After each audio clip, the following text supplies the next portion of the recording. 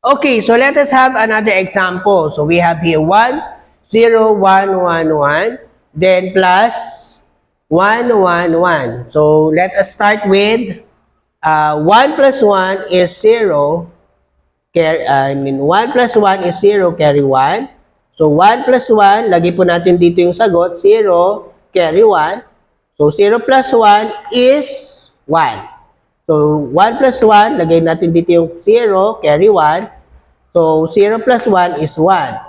So 1 plus 0 is 1. Then bring down 1 na po kasi wala na tayong i-add. So the answer is 1, 1, 1, 1, 1, 1, 1, 0. Let's try have a checking.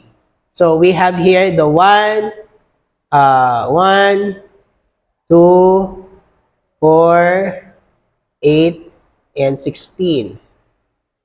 So 16 plus 8, 15, 17, 18, 19, 20, 21, 22, 23, 24, 25, 26, 27, 28, 29, 30. Kasi yung 0 po, wala po yan. So, equals to 30.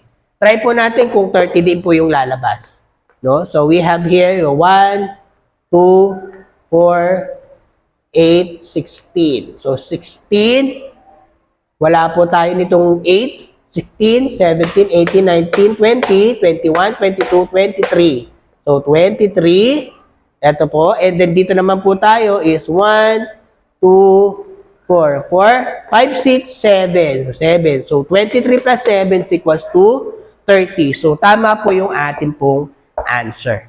Okay? Sana po naintindihan po natin yung ating pong binary addition.